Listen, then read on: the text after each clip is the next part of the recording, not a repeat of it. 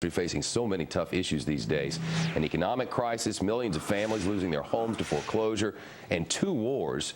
We've heard it said over and over again how important it is for people to get out and vote on Tuesday. After all, if you don't vote, you can't complain. And we all want to complain.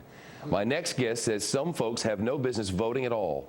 John Stossel is asking certain uninformed people to stay at home. He recently did a segment over on his ABC News program 2020. Take a look at this. Roe versus Wade's segregation, maybe? Was Roe versus Wade where we declared bankruptcy? No, that was about a black person and a white person. Roe versus Wade? Isn't knowledge important to voting? There's a lot of uninformed voters out there. So maybe they shouldn't vote. It's an argument that really smacks against everything we hold dear as Americans. Democracy is not about taking the most educated portion of the society and having them decide. But maybe it's their civic duty not to vote because they don't know anything. 2020 anchor John Stossel joins us now here in Studio B. He's the author of the book Myths, Lies, and Downright Stupidity. And it's on your bookshelves, store shelves right now. John, how are you? Good, Shepard. Don't go vote? Well, if you're informed, vote, but voting is serious business. And the idea that these rock stars are so proud, we're supposed to celebrate, vote or die. I mean, if the kid can't take the trouble to register, then I don't see what's so wonderful about registering them at rock concerts. What kind of response have you gotten to this concept of don't go vote? Real serious hate mail. You despicable cretin. You've been going downhill ever since you were a consumer reporter.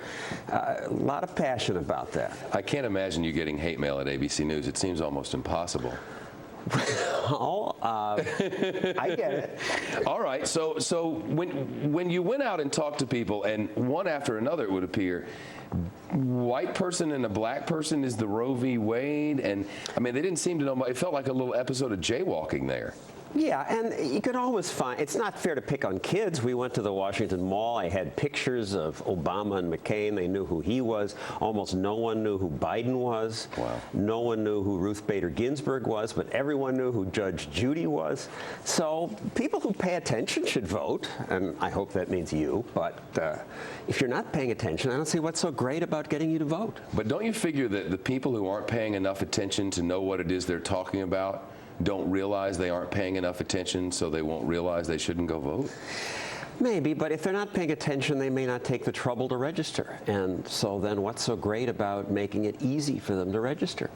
That's a natural process. If you're paying attention, you'll take the trouble. They've certainly made it a lot easier to vote. I mean, in Florida now, well, no, I was reading in Nevada, you can vote in the grocery store. You can vote at ATMs. You can vote at the bank. You can vote everywhere but casinos and brothels. Which is probably a good thing. Yeah, well, you know, as you wish. I'm just saying that they're making everything so much easier. Don't you envision a time when everyone ends up voting? I mean, because you'll be able to do it on your PDA or something? Maybe. And maybe then the wheat will separate from the chaff and the stupid people will balance themselves out.